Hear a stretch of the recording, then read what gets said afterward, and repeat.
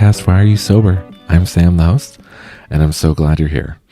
Why Are You Sober is a podcast and a space where people can come and share their experience, strength, and hope about getting sober, and hopefully then other people can hear those stories and gain those experiences to move forward in their own journeys of sobriety. You know, one of the greatest things I've learned during this is how many different ways people can get sober and the perspectives of how to get sober, because just like in life, there's no one way of doing anything. And I love hearing those stories, especially this week. This week, I got to sit down with a new friend, Ivana, from Spain, and she has quite an incredible story. And one of the things, again, I love about this one is that she didn't get sober through a support group. She did it in a very different way, and her strength and willpower is quite incredible and motivating for me. So I can't wait to share this with you. So looking forward to it. Next week, we're going to hear from my friend Kensley and hear her story. She's here from the United States, and her story is pretty cool too. Very different than other stories that I've heard. And she even introduced me to a very new group of sobriety. So, but let's get on with Ivana's story this week. So let's go with the serenity prayer. Good and gracious friend, grant me the serenity to accept the things I cannot change, the courage to change the things I can, and the wisdom to know the difference. Amen. Hey. Hi. How are you? I'm good. How are you? I'm doing well. Thank you so much for doing this. You're welcome. Yeah. I was surprised to see something like that on Reddit, and I was super curious to participate. Yeah. Well, I'm a big sober life promoter, let's say. That's awesome. Yeah. So where do you live? I live in Spain at the moment, but I'm originally from Serbia. That's awesome. Yeah. And between these two countries, I lived in France for 7 years. Yeah. Oh, wow. So you grew up in Serbia? Yeah, I grew up in Serbia. I lived there till my 22. Okay. And so when were you born? I was born in 1992. Okay. And so what was, how long did you live in Serbia? What was that like? I lived in Serbia till I was 22 years old, so I spent there most of my childhood. I mean, my generation saw a little bit of war, but overall, Serbian culture is very, very welcoming, very loving, let's say. So these are my memories from childhood that I want to hold on to.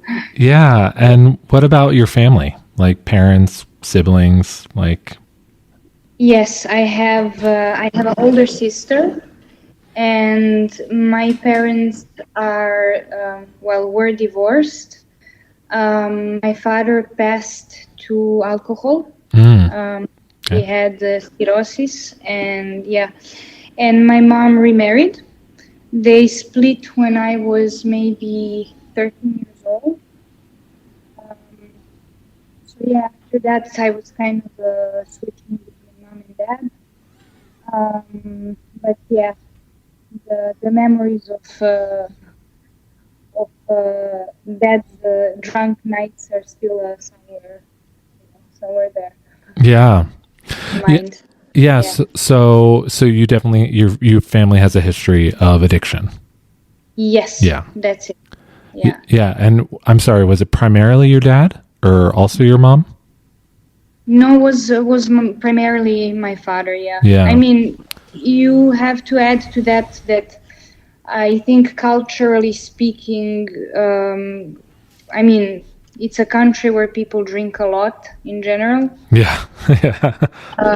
Very strong drinks are kind of recognized as national drinks, and it's just very common. So yeah, I would say that definitely was present in family. Yeah. Also in surrounding. I've kind of felt that drinking has become a national pastime for most countries. Yeah. Not just America, not just Germany, not just England, but most Yeah. countries enjoy Yeah. having a national pastime of drinking. So when did you finally leave the house? When did you finally move out on your own? I moved out at 22 Okay. when I left to live in France. Okay. Yeah. And what brought you to France? To be completely honest, I met someone Mm-hmm. and how to say, I had opportunity to get out of there Mm-hmm. smoothly, let's say. So I did so. I wanted to try. I wanted to see if I can find a better place to live. Um, yeah, that was. I would say it's opportunity. Wasn't I wasn't particularly passionate about France till then. It was really the opportunity that came up, and with a noble reason. I fell in love, so Yeah. it was one more motivation to go. Yeah.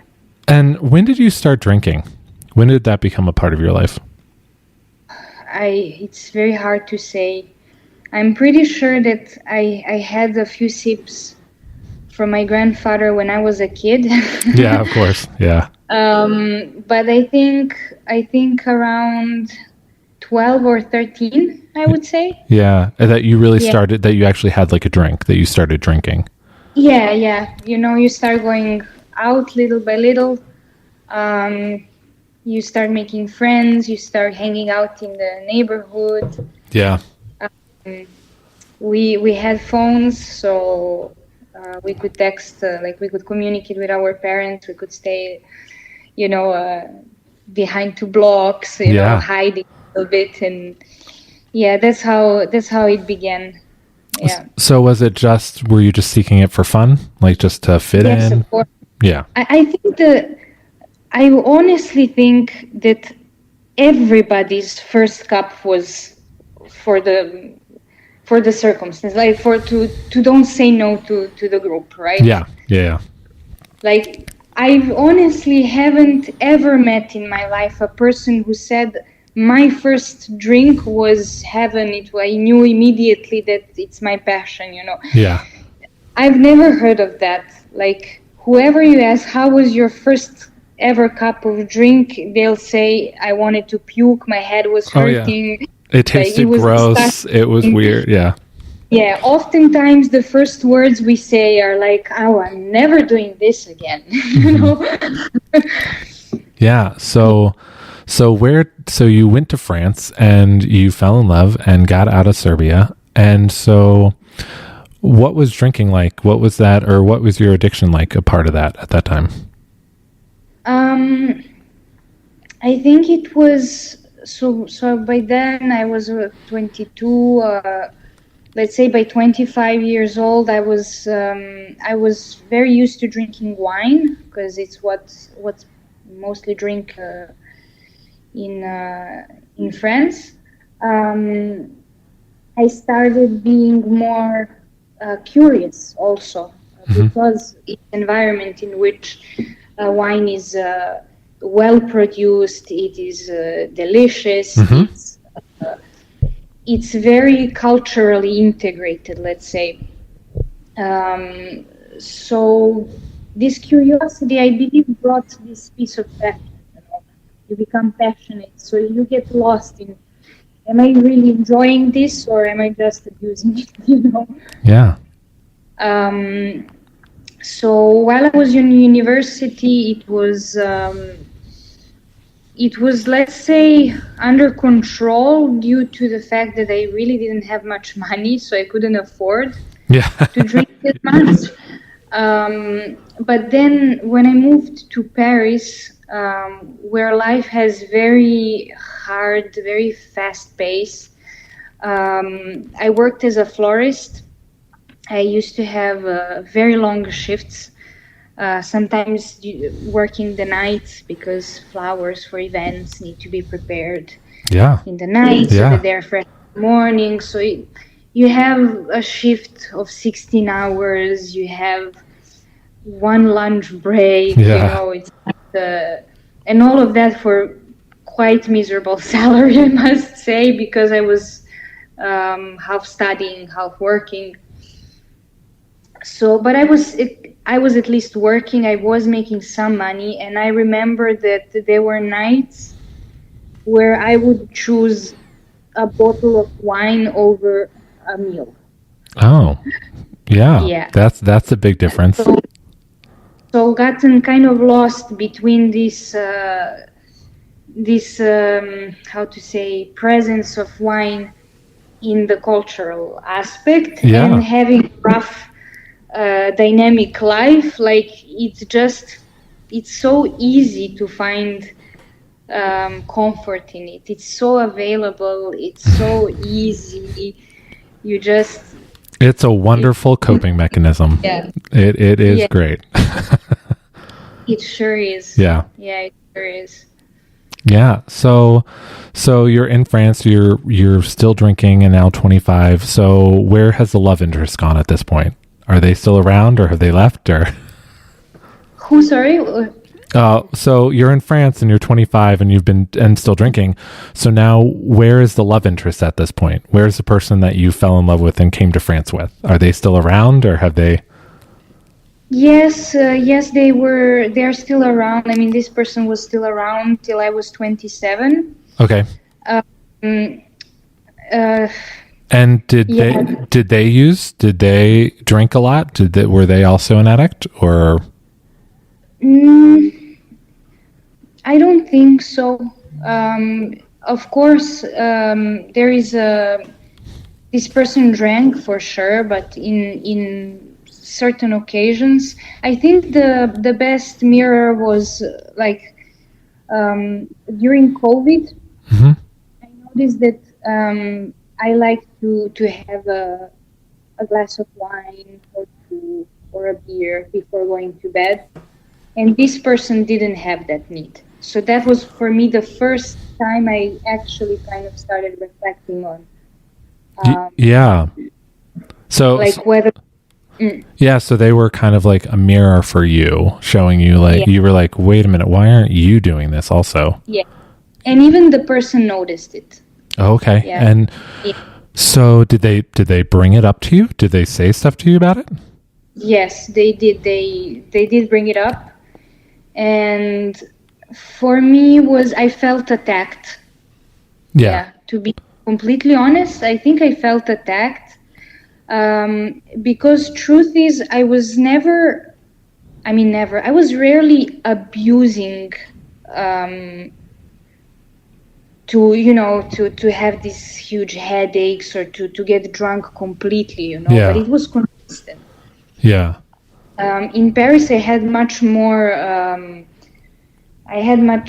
heavier drinking, but it was maybe less frequent Mm-hmm. because of the work. I couldn't allow myself to drink that often. But then during COVID and everything, when there was space and time for it, I was drinking every day. Yeah. Not as much. It would, like I said, it could be a glass, two, one or two small beers. But I'm pretty sure that it was also because the person I was with noticed it. Yeah. So I had this pressure, like if I take more, he's gonna criticize me. Yeah. And I think that's what stopped me from drinking more. Because now that I think about it, I'm pretty sure that I would go further if I was alone. Yeah. So you kind of put this like watchdog role on that person. Like you felt like he was a watchdog over you. Yes, and I judged him. I remember I felt Oh yeah. very genuine. Yeah, I was thinking, what is one or two glasses a night? Yeah, of That's course. nothing, right? Yeah, because we always distort the love that they're trying to show us into criticism of ourselves, and it's like they're just trying to love us, and they're just being like, "Hey, I love you. Like I'm seeing that you're doing this," and then we get defensive. Yeah, I mean, even if it's not for loving reasons, But yeah, like it's a valid thing to bother someone, Yeah. If you tell me I'm bothered that I'm seeing you drink every day for whichever reason that is, it is a valid argument. Like, I don't want to see that. Yeah. you know? Yeah. So what led you to finally choose or look to get sober? So let me think. Well, like I said, I did lost my father to alcohol. That was something I reflected on a lot. But to be honest, I had a very bad episode when I moved to Spain, because my dynamic with drinking changed drastically when I moved here. Okay. Because I was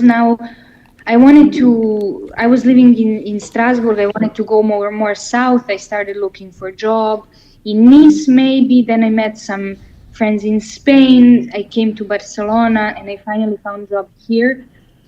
Now, as I landed in Spain, completely new city, very dynamic, a lot of expats. And are you alone at this point?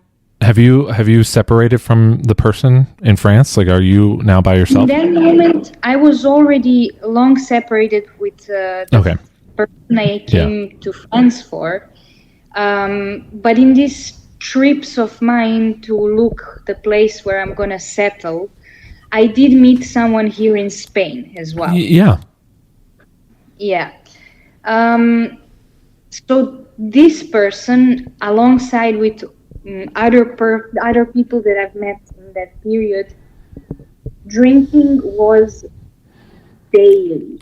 Okay. And I'm not speaking like every night. I'm speaking, they start at 11 in the morning sometimes. Okay. Like beer for breakfast kind of thing. Oh gosh, yeah. And I landed there a little, like, still slightly bored kind of from France, because in France, the last city I lived in was Strasbourg. It's much calmer. We had COVID. It was quite boring couple of years. Yeah. And I come to South, and all of a sudden, all the new people, new places to see, new bands to listen to, a lot of events, looking for a job. It was a very fresh moment for me. But combined with this culture of drinking, I ended up drinking like crazy. Oh, wow. But like crazy. And then I had a very bad episode with tequila. We all did that mistake, right? I don't know anybody who hasn't had a bad experience with tequila. Yeah, I don't know. In Spain, there's quite a lot of people, I think. But yeah, basically, I went out with some friends. We were seated the whole night in the bar. I was ordering some cocktails with tequila. I got up from the chair, and the next thing I remember, I'm getting out of the bed. Oh, gosh. Yeah. And then the stories started, like, people were telling us what happened last night. Oh, gosh. Everybody got wasted. There were fights. There was police involved. There was lost phones, broken guitars. Like, oh, good. It was a disaster. Okay, complete disaster. To which I would I don't think I would react the same way if my body was not destroyed to the point where I wanted to cry. Like, I was sick. I was poisoned from I didn't. It's not getting drunk. I intoxicated myself. I was sick for 4 days. Yeah. 4 days. I was puking. I was not feeling well. My head was in a terrible shape. I smelled bad, like it was evaporating. Yeah, it was coming. It was coming out of your pores. You were sweating it out. And I think it's only in that moment that I felt ashamed, like, of myself, and also in front of my father. Like, did you die for this so that I do the same thing? Destroy myself with this. and I felt really bad about myself. I got kind of depressed a little bit. Um, Luckily, the smell of alcohol became like I wanted to do just from smelling alcohol after that. For a few weeks, let's say. And during these few weeks, as I had very hard time sleeping. Either way, I had insomnia occasionally, and a friend of mine who's a doctor recommended me to take a few puffs of weed instead of drinking 2 liters of alcohol to go to bed. Yeah. And so I did, and it worked perfectly. And then I realized that going out with friends, ordering tonic water, they think I'm ordering gin tonic, so they don't bother me while I'm not drinking. And I figured out that I really don't need alcohol. That's awesome. You know, yeah. These several weeks that I was just disgusted from it, I still continued going out. It's just that, okay, let's still take something fresh to forget what happened with that tequila cocktail. And yeah, little by little, I was no longer disgusted to the taste or smell of it, but just thinking about the price that I would pay if I continued drinking, it just didn't seem that attractive anymore. Okay. You know? Yeah. Yeah. And by the price of it, were you reflecting on your experience with the tequila or your father or both? Like, I think mostly I refer to what you do with your body, like how you feel. Yeah, that you were like, putting your body through this experience. And yes, like if you don't care for someone who like died for it, don't you care about your life? You know? Yeah. As how to say, it's very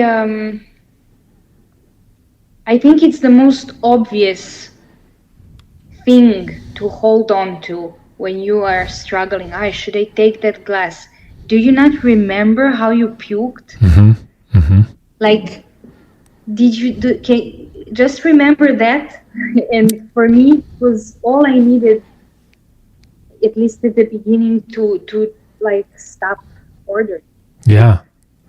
You know, Coke is not much healthier neither. Coca-Cola. No. But Coca-Cola is at least, you know, how to say, at least doesn't have alcohol. You know? At least you say yourself. At least it's not. Yeah. It's not. It's not altering your brain chemistry. Yeah. Exactly. So how did you get sober? What did you do? How did you do it? Did you literally just stop? Were you just like, I'm done? You know what? I never said to myself, okay, now is the beginning of the end of the drinking. There was no day one for me, really. Okay. It kind of came spontaneously, I can say. Okay. I was just sober for like 6 months, and then I stopped and I was like, wait, am I sober for 6 months now? Wow, that's really cool. Yeah, and then I went back because I'm attached to dates. Like, dates are important for me, and I was looking through my photo gallery, and I found the date of that night when I went out, and I keep it now as my date of. It's the date that I celebrate my sobriety. That's awesome. That's really great. Yeah, that's so fun. Yeah.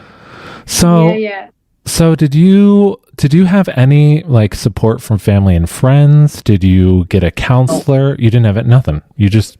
No, not only that I didn't have help and support, I was quite shocked with the resistance that my circle of friends gave to it. Yeah. They were not, they were, I don't know what's opposite of supportive. Like. Well, actually, I had somebody describe it as a reverse intervention. Do you know? Okay. Do you know what do you know what an intervention is?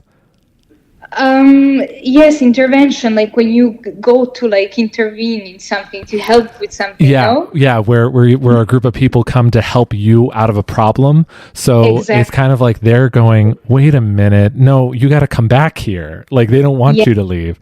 Precisely. Yeah. It was precisely that.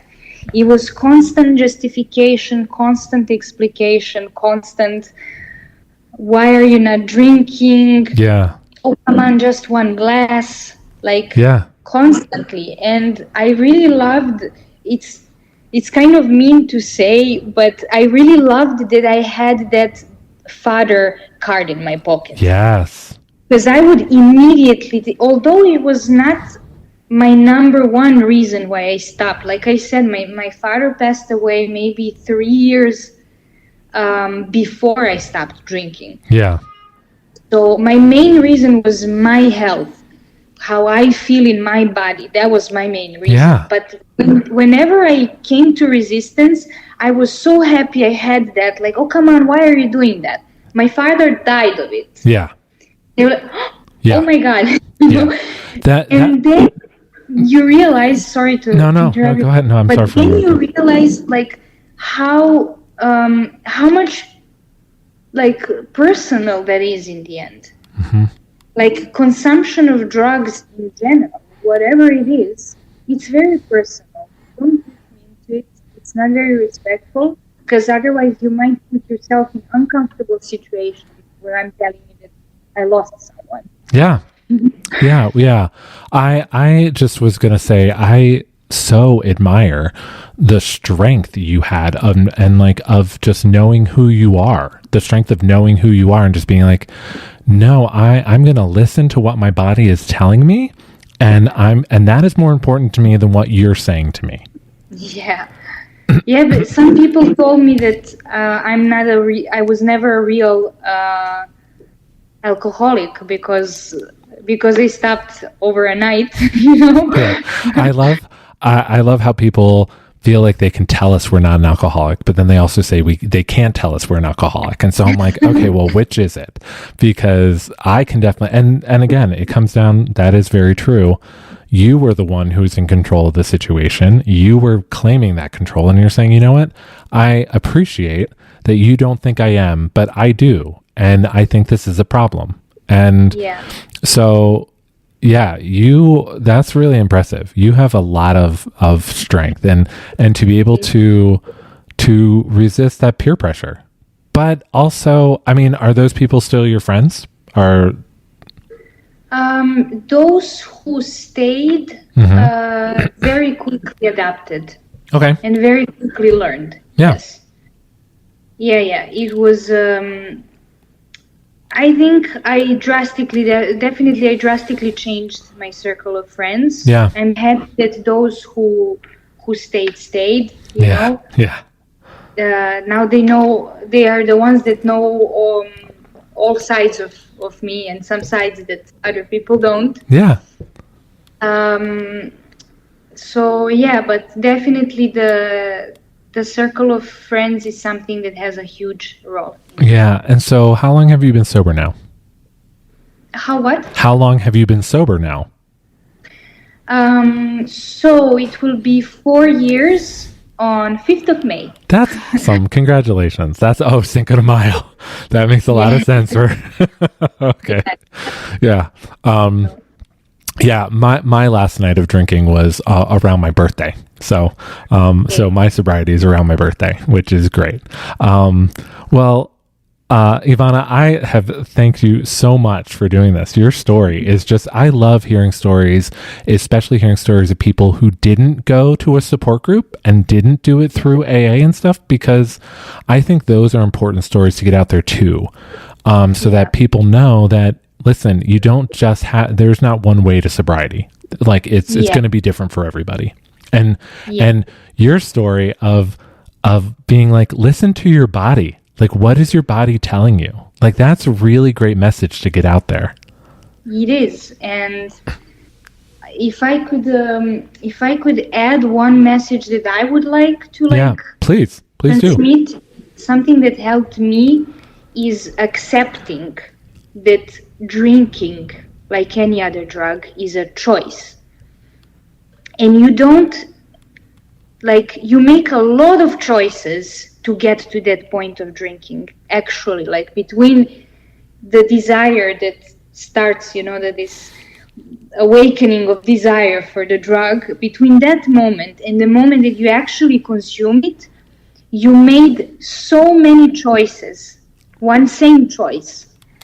I'm going to put these shoes on so that I can get my alcohol. I'm going to go downstairs so that I can get my alcohol. I'm going to spend my money so that I can spend that alcohol.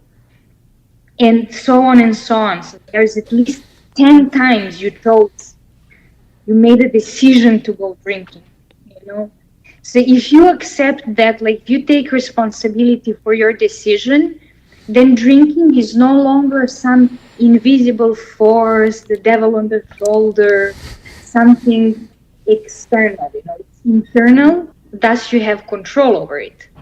Yeah. So one of the quotes that I have some quotes on the wall in front of me where I work. So one of the quotes that kept me most going is, "This is the change that I want to make." Mm-hmm. So when I'm putting my shoes on, let's say I want to buy alcohol, I'm thinking, this is the change that I want to make. I want to learn how to stop here, not go more further. I love that. This is the change. This is the change I want to make. I'm going to put that on a sign in front of me too. Because so many times have I heard, I don't know where to start. And it's such a soothing excuse. It is. I don't know where to start. I don't know where to start. You know where to start. You make decision 10 times before you actually do it. Yeah. Start with the first decision. Yeah. Yeah. Yes. So, Ivana, I'm going to ask you now. So why are you sober? What keeps you sober today?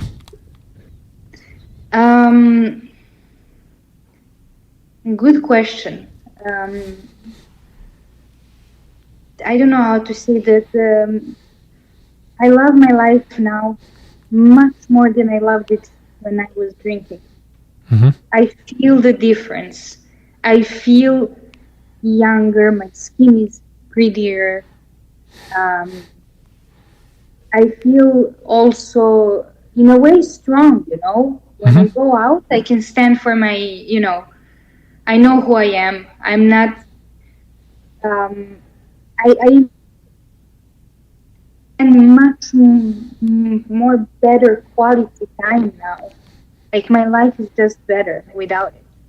The time that I used to spend drinking and fake socializing, because from third drink onwards, it's just nothing. Waste of time, Yeah. So now, instead of that, I do art, I do sports, or I hang out with friends, but having something meaningful, where people can actually talk without when you can't understand and you know what they're trying to say and no one's going to remember anything tomorrow. It's like I'm actually creating beautiful memories of living a life, a real life, It's just, life is, if I can sum it to one phrase, life is simply so much better without it. Yeah. That's awesome. Well, Ivana, thank you so much for doing this. I really appreciate it. I hope Thank you for inviting me. Yeah, absolutely. I hope you have a wonderful rest of your day and evening. Yeah, thank you so much. Bye. Bye-bye. Well, I want to just thank Ivana again for coming on and sharing her story with us. I am so sorry that this podcast was a couple days late. I have been very sick this week, so it's just been a struggle for me to get some stuff done. But thank you for coming back. And next week, we're going to hear Kensley's story. So come back for that one too. And until next week, I hope you have a lot of peace, love, and joy in your life. Bye, friends.